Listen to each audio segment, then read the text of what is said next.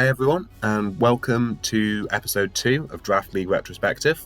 Today we've got BumpBandicoot versus TBIC106 in the semi-finals of the Golden Spoon, which is the knockout competition entered by participants who don't quite make the finals knockout competition of our draft league.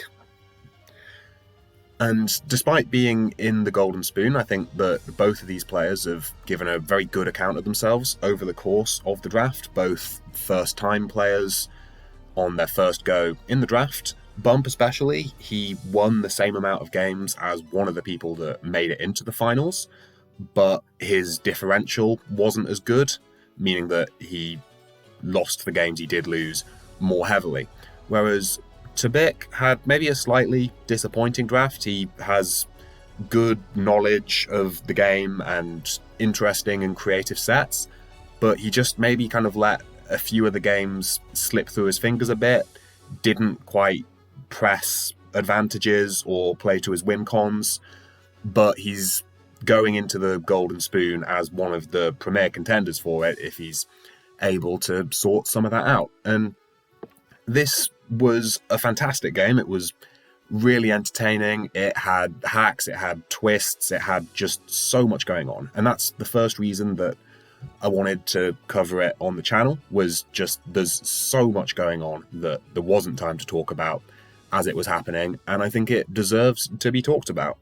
The second reason that I want to talk about it is that I think there were quite a few suboptimal, questionable decisions, mistakes, bad plays in the game, and it's important to make clear that I'm not highlighting these as a kind of point and laugh type thing or out of meanness. It is very much a tool to help foster improvement by going back over it and pointing out the mistakes, explaining why they're mistakes, suggesting what a better move might have been. And it's just important to remember that, like anything else, you get better at Pokemon by making mistakes, then making more mistakes, then learning why they're mistakes, and hopefully avoiding making those mistakes in the future. So with that out of the way, we're going to get into it and discuss the teams. So we've got, on Bump's side, we've got his favoured Mega Aggron with Rest Talk, Iron Defense, Body Press. We've got a Choice Specs Primarina. We have a slightly odd set of a physical Tapu Koko. The Moltres is Agility, Nasty Plot, Fiery Wrath, Hurricane.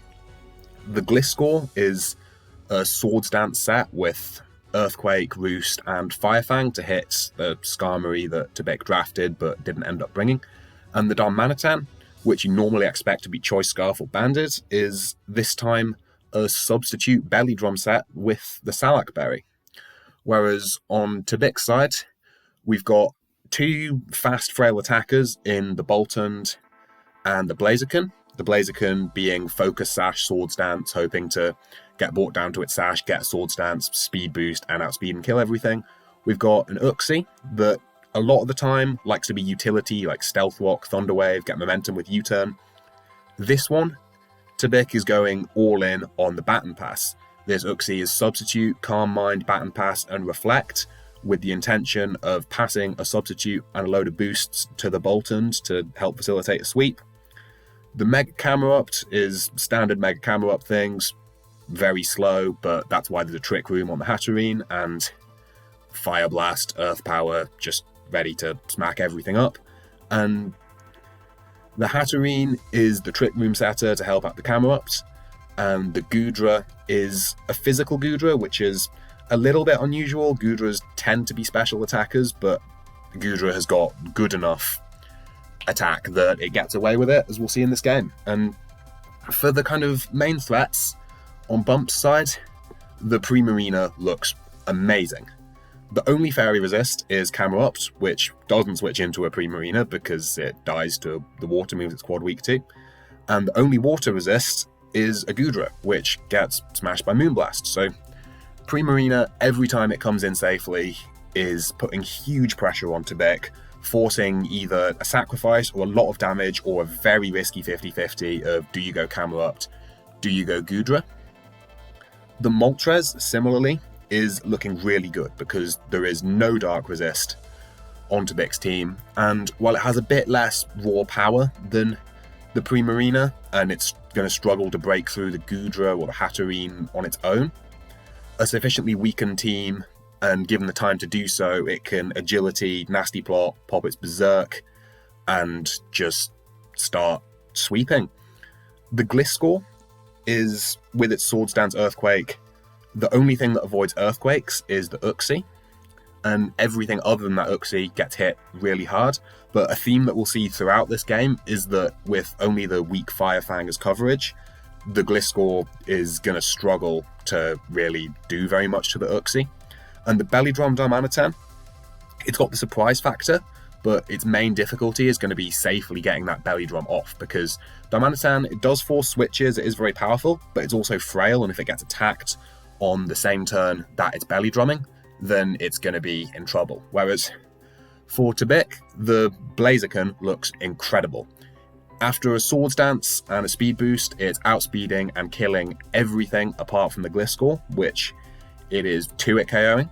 So if TBIC is able to weaken that Gliscor, find a way to get the Blaziken in, get up a Swords Dance, he is immediately going to be threatening to just run away with that game. And the Boltund, the plan is to baton past that a lot of Calm Minds, and then it's going to be very fast and very powerful and similarly threatening. To help facilitate that, he's got the Hatterene Trick Room plus the Camerupt, which is most likely and probably best used as a get the Camerupt in, start wall breaking, damage the team enough that one of the sweepers is then able to come in, and that Gudra is going to help keep the Galarian Moltres in check. So with that, we're going to get into the game. Turn 1, we see the Uxie lead met with the Galarian Moltres, and so Bump has got the better end of that deal here, and in Bump's position, you want to be going straight for a Fiery Wrath because nobody resists it, you get guaranteed damage. If the Gudra comes in, then you've damaged it, it can't recover, and next time you come in, the Gudra is in a weaker position. And what an Uxie lead suggests is wanting to get up your Stealth Rocks, or otherwise be disruptive with things like Thunder Wave, U-turn out to gain momentum. But we know that this is a baton pass Calm Mind Uxie. And so with that in mind, leading with it is a bit weird, because it's very optimistic to hope that you can immediately substitute Calm Mind up and go straight into your win con. It's maybe a little bit impatient in that ideally you want to be weakening things so that that win con can start winning when it comes in. And the plays that we see on turn 1, I'm not a big fan of them from either side, and we're about to see why. So the Uxie goes straight for a substitute, whereas the Moltres Agility's up. And the reason that I don't like this Agility is because you're not going to be sweeping. Agility doesn't help you when the Gudra that's at full health, that you're never breaking through, just comes out, and so you might as well just get the damage. The substitute I don't like because whilst the Moltres should be Fiery Wrathing, if it Fiery Wraths, your sub is broken, and you've just lost some health on Uxie for no real good reason. So we then see that the Baton Pass is going to come out from the Uxie after the Fiery Wrath, revealing that it's a speed tie between the Uxie and the Moltres. But the Hatterene is going to come in to try and threaten that Moltres, and it takes a Fiery Wrath in order to set up the Trick Room.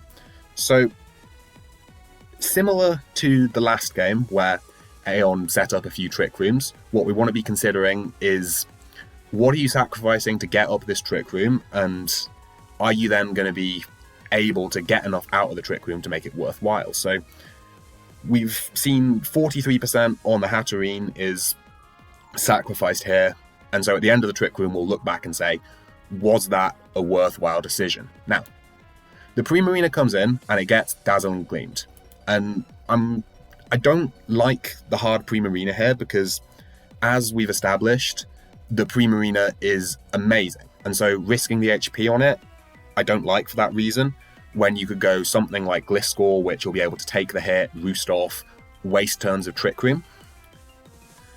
But I also do get it, because once you've got the Primarina in, you're in a great position, you can start to force progress. Now, TBIC takes a big risk here and goes Gudra. He decides to play that 50-50 of does he Scald, does he Moonblast? And TBIC does get it right, but this is another example where I don't really agree with the play of either player, because you want to be Moonblasting because it's more powerful, and because once Camelot gets in, you could drop its special attack, you get damage on it that it isn't recovering, and whilst you are then a Camelot in a Trick Room, there's this weird situation of it has to Earth Power, which would let in Moltres or Gliscor for free, neither of which it can one-shot, or if it wants to predict and Fire Blast, then that's very risky because you could just stay in and keep hitting it. Overall, I think it's a more advantageous position, but clearly here TBIC gets it right and is then able to force a switch out of what he's probably sussed out from that damage to be a Specs Primarina that can't change its move. So, the Gudra is in, recovers a bit off the leftovers, and in comes a Tapu Koko. And it takes 56 from a Power Whip.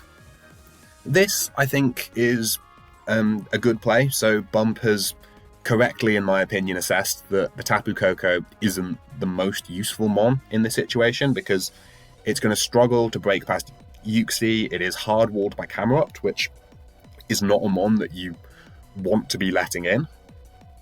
But now that you've seen that Power Whip, you've seen that it's a physical Gudra.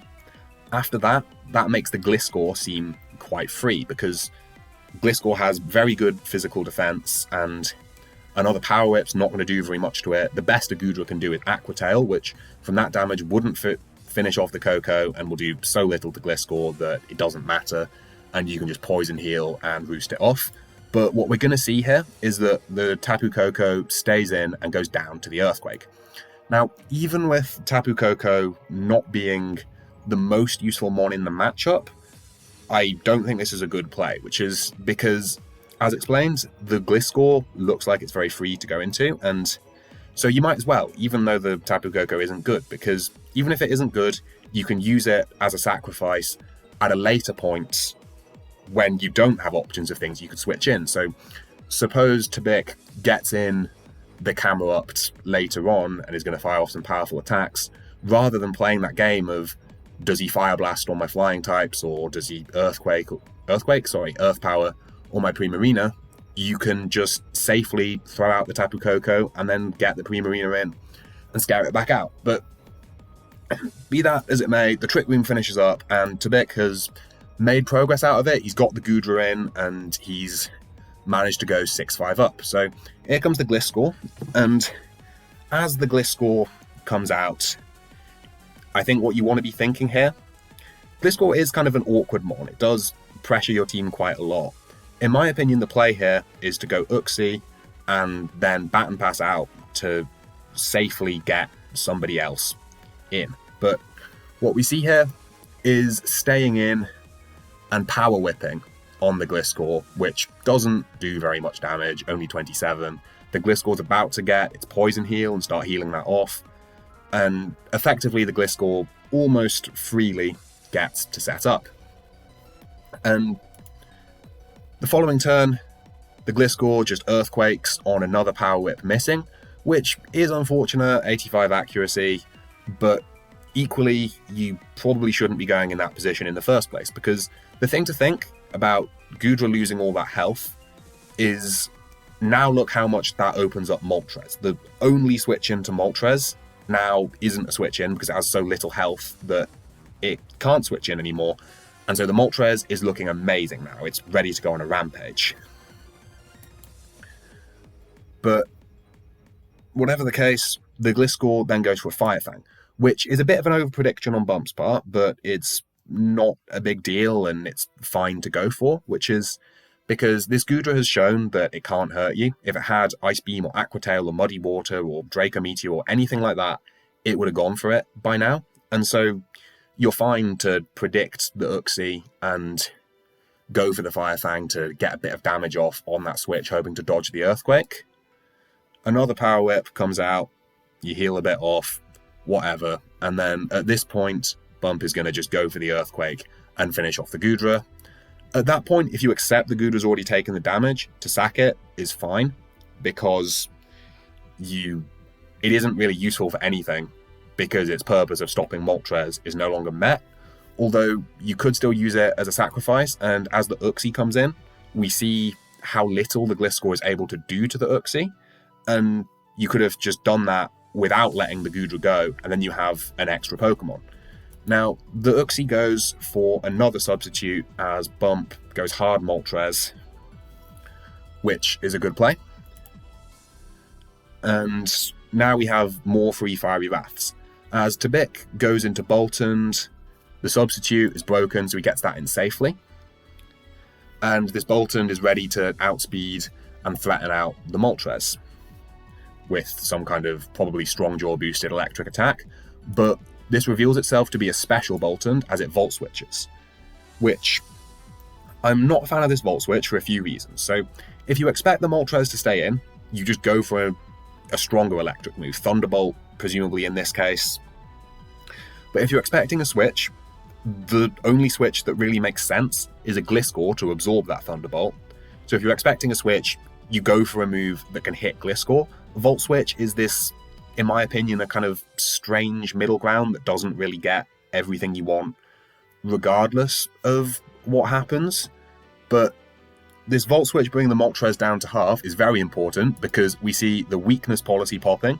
Moltres is a great weakness policy user because it's so bulky that it tends to live super effective hits, and Moltres' Berserk ability pops, giving it an extra stage of special attack as it drops below half. TBIC sees this and then knows he just has to switch somebody in to die. And he makes, in my opinion, a good call of sacrificing the Hatterene to this Moltres, because at this point the Hatterene's already taken the damage. It is outsped and hit hard by everything. It's going to struggle to find opportunities to get up more trick rooms or do anything all that useful. But the Moltres goes down, not the Moltres, the Hatterene goes down to the Moltres, which lets in the Blaziken. One quick thing that's interesting to note is that on the Boltund Volt Switch, if the Moltres goes for an agility and gets +2 speed on top of all these boosts, it is on the cusp of just winning there and then. As this Blaziken going for the Swords Dance, we know that it's Focus Sash, but the Fiery Wrath has a chance to flinch, or the Hurricane has a chance to confuse the Blaziken, and you're essentially a little bit of hacks away from instantly winning. But the Blaziken's going to go for the Swords Dance, get brought down to its Sash by the Hurricane, except, very unfortunately, the Hurricane is not going to connect, which is just the risk that you take when you run these kinds of moves. It's a difficult thing to pull the trigger on here, but what is perhaps safer is going for the Fiery Wrath, which at +3 but resisted is going to do 60-70% probably. And what that then enables is that you can let the Moltres go down, go into Gliscor, and kill it. But that's a very difficult thing to pull the trigger on. You don't know for sure it's Sash, even if it kind of suggests it is by coming in like this, and you always just want to go for the super effective move that does the most damage. So I very much see where Bump is coming from by risking the Hurricane there. It hits, he's in a great position, it can confuse, etc. But the Blaziken goes for the Blaze Kick, which is going to take out the Moltres and is more evidence that the Blaziken is Focus Sash, because if you want, you can run Flare Blitz, which is much more powerful, get some important kills, but it's a bit pointless to run that with a Focus Sash because you will just kill yourself when you've been brought down to your Sash. So at this point, in comes the Gliscor, and the Blaziken Blaze Kicks, 2-hit KOs the Gliscor, gets brought down to its Sash, Blaze Kicks again, and at that point, wins the game. Except the Blaze Kick is gonna very unfortunately miss. Now, we've had a big miss from both players now, and now the Blaziken brings the Gliscor down a bit, dies to the Earthquake, and at this point, it's a very difficult position for TBIC to come back from, because he doesn't really have a way to immediately threaten this Gliscor, because the camera up gets outsped an Earthquake, the Boltund needs to have a lot of boosts passed through it to do anything. And so he has to find a way to try and claw his way back into this game. the way he does that is through his Calm Mind Baton Pass Uxie. And so what Bump needs to do at this point is recognize TBIC gets back in the game through that Uxie. I need to not let that Uxie have the time and the space to get up its Calm Mind. So we'll see what happens next, as out comes the Uxie, and it goes for a substitute on the Firefang that we've seen does pathetic damage and doesn't break the substitute. I don't like that Firefang because you've seen already that the Firefang doesn't do enough damage to break the sub. So you need to be doing something like going hard Darmanitan, hard Primarina, even hard Aggron. Well, sometimes Aggron, not in this case because it only has body press. So hard Primarina or Darm, so that you can just start breaking the sub and not giving it the time to get up all of the boosts that it needs.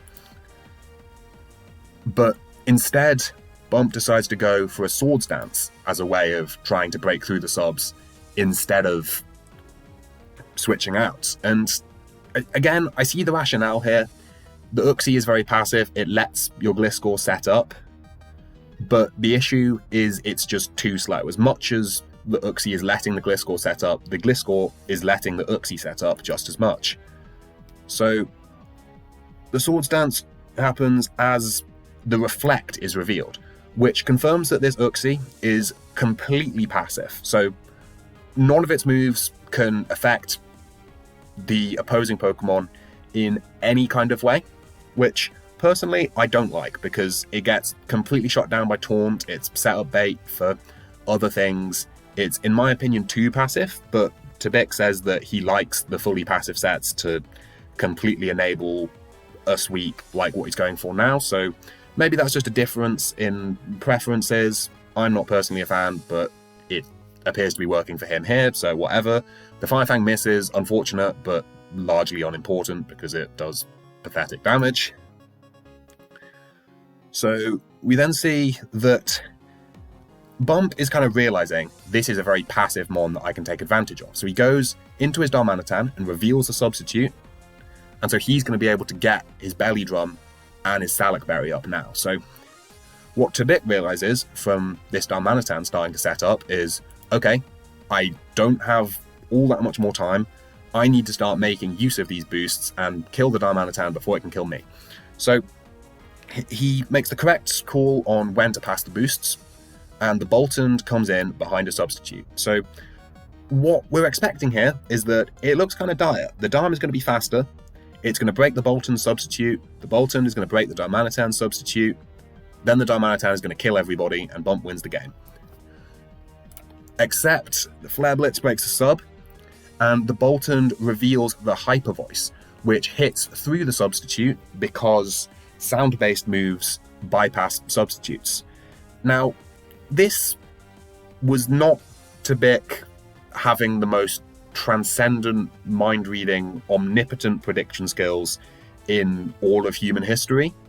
This Hyper Voice was on the Boltund for another reason, which we'll see in a minute, but it was very, very fortuitous that he had it, because if he didn't, he lost there and then. So, in comes the Gliscor, and we're now going to see the reason for the Hyper Voice, which is that TBIC did some damage calcs beforehand, good prep, and he found that a maximum HP no Spadef Gliscor gets OHKO'd from full by a Life Orb +3 special attack Hyper Voice.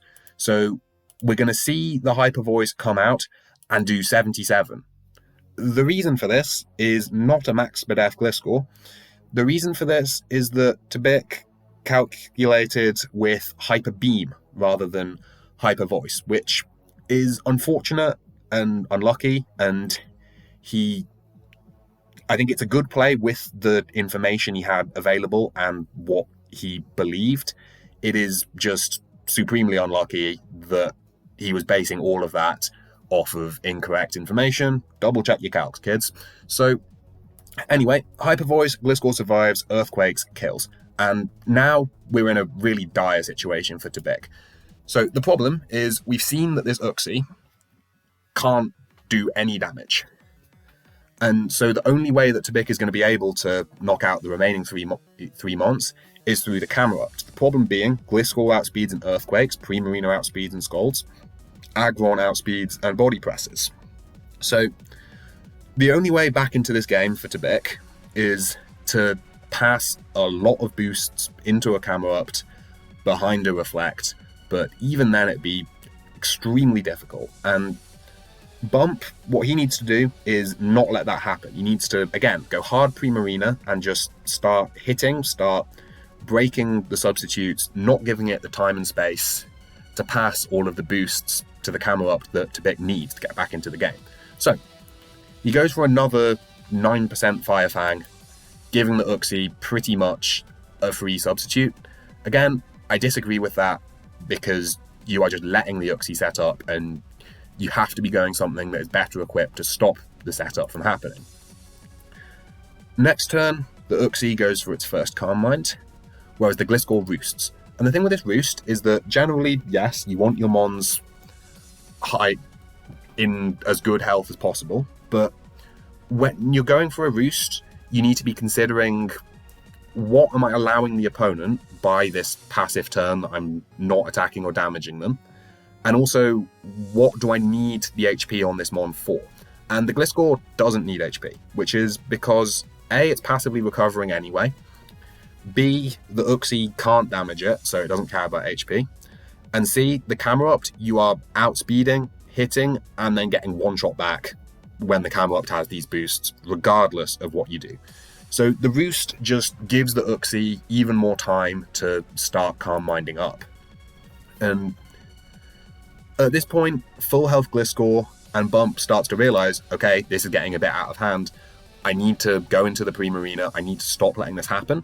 The problem is that those turns that he gave the Uxie by staying in on the Gliscor, they've given the Uxie too much time and progress already. So we're going to get into this kind of long sequence now where the Uxie keeps Calm Minding and the Pre-Marina keeps Scolding. Scold is the correct play because even though it's weaker than the Moonblast, at some point he's going into Camerupt and you have to break the substitute with the Scold or you can lose.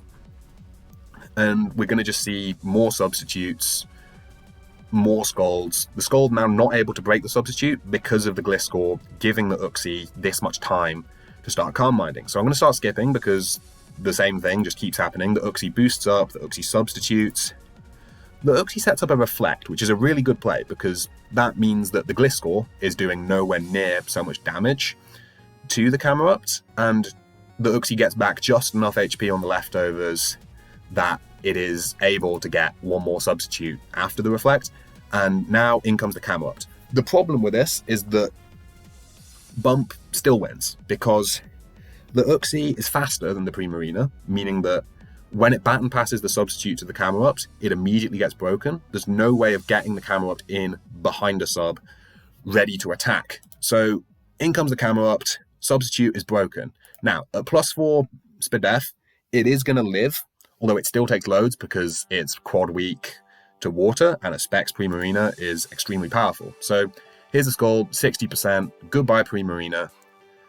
And as TBIC here, you've put up a good fight, you've done as much as you can, but ultimately you're thinking that Boltoned mistake is what cost you, as the Gliscor's going to come in an Earthquake, you're going to kill it, and the Aggron, which outspeeds you, is going to come in and finish you off. So we see the first part of that as in comes the Gliscor, Earthquake, brings you down to 7, you're able to hang in there and kill the Gliscor, but now here comes the Aggron, and the Aggron is faster, it's going to Mega, it's going to Body Press, no more Reflect, that's going to do 7%, and there's nothing you can do. You have fought valiantly, done all you can, but Bump is progressing to the finals as we see the Mega Revolution and the rest, for some reason, allowing the Camerupt to go for the Earth Power and get the kill.